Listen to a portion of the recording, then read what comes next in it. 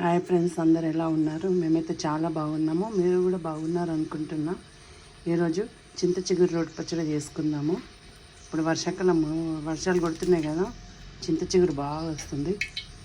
ఈ టైంలో దొరుకుతాయి కనుక చింత చిగురుతోటి వీలైనంత వరకు ఎన్ని రెసిపీలు అంటే అన్ని రెసిపీలు చేసుకోవచ్చు. దానికి కావాల్సిన పదార్థాలు చింత చిగురు, ఎండుమిరపకాయలు, పల్లీలు, ఎల్లిపాయలు, శనగపప్పు, మినపప్పు, ఉప్పు, చింతపండు, ధనియాలు, జీలకర్ర.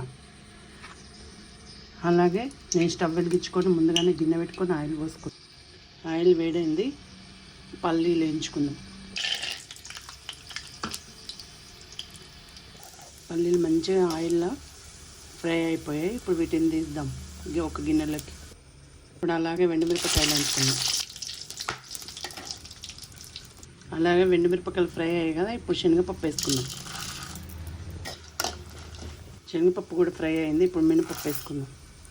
ఇప్పుడు ఎండుమిరపకాయలు కొంచెం తీసి పక్కకు పెట్టుకుందాము, మాడిపోతున్నాయి కదా. ఇవి కూడా ఫ్రై అయిపోయినాయి, ఇవి కూడా తీసుకుందాం. ఎల్లిపాయలు కూడా ఫ్రై చేసుకుందాం. అలాగే చింతపండు, ధనియాలు, జీలకర్ర కూడా వేసుకుందాం. ఇవి కూడా కొద్దిసేపు ఫ్రై కానిద్దాం. ఇవి ఫ్రై అయినాక తీసేసాక చింత చిగురు వేసుకొని ఫ్రై చేసుకోవాలి. ఇవి కూడా ఫ్రై అయిపోయినాయి, తీసుకుందాం.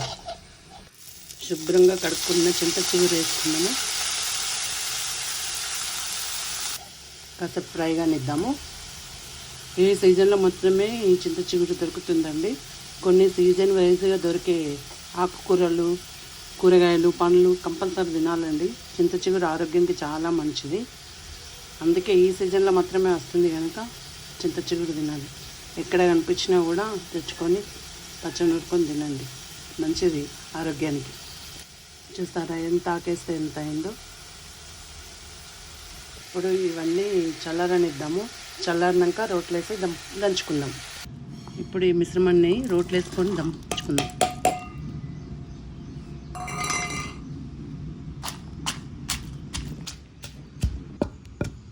ఇలా కొంచెం దంచుకోవాలి. ఉప్పు వేయడం మర్చిపోయాను, ఉప్పు వేసాను.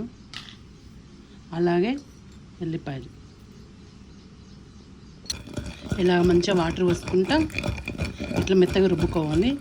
రుబ్బిన తర్వాత చింత చిగురు వేసుకోవాలి. మెత్తగా అయిపోయిన తర్వాత చింత చిగురు వేసుకొని ఒకసారి ఇప్పుడు ఇలా నూరుకునే దాంట్లో చింత చిగురు వేసుకుందాము. దీన్ని కూడా మంచిగా ఇప్పుడు నూరుకోవాలి. చింత చిగురు వేసినాక కూడా ఇలా నూరుకున్నాడు అయిపోయాక ఒక గిన్నెలో వేసుకుందామండి. ఇప్పుడు ఇలా నూరిన పచ్చడిని పోపు పెట్టుకోవచ్చండి. పోపు పెట్టుకోకపోయినా ఏం కాదండి. వెనకటి వాళ్ళు అయితే పోపు పెట్టకపోయేది. పోపు పెట్టకపోయినా చాలా బాగుంటుంది. పోపు పెట్టుకుంటే ఇంకా బాగుంటుంది. పెట్టుకుందాం మనం పోపు. గిన్నె పెట్టి ఆయిల్ వేస్తున్నానండి. ఏంటండి, జీలకర్ర, ఆవాలు వేసుకుందాం. ఎండుమిర్చి, అలాగే కల్లెమాకు, అలాగే పచ్చిశనగపప్పు, మినపప్పు, ఒక్కసారి కొంచెం దంచుకున్న కచ్చపచ్చగా దంచుకున్న ఎల్లిపాయలు. ఇప్పుడు పోపు మంచిగా ఫ్రై అయింది. కొంచెం ఇంగు వేసుకుందాం. ఇంగు ఎందుకంటే టేస్ట్ బాగుంటుంది. నేను ఇంగువ ప్రతి కర్రీలో వాడతానండి. ఇంగువ వాడకపోతే నాకు కర్రీలు మంచిగా టేస్ట్గా అనిపించవు. పప్పుచారు, పోపులు, పచ్చళ్ళు అన్నిట్లో ఖచ్చితంగా ఇంగువ అనేది వాడతానండి. పిల్లలకి చాలా మంచిది. జీర్ణ శక్తి కూడా మంచిగా పెరుగుతుంది. పిల్లల ఆకలి కూడా మంచిగా అవుతుందండి. అందుకే పోపు పెట్టే ప్రతి ఐటెంలో ఇంగువ అనేది కంపల్సరీ చేర్చుకోండి. ఒక భాగంగా చేర్చుకోండి. కర్రీలు టేస్టీగా ఉంటే పిల్లలకు కూడా హెల్త్కి మంచిది. ఇప్పుడు పోపు పెట్టుకున్న దాంట్లో పోపు పచ్చళ్ళు వేసుకుందాం.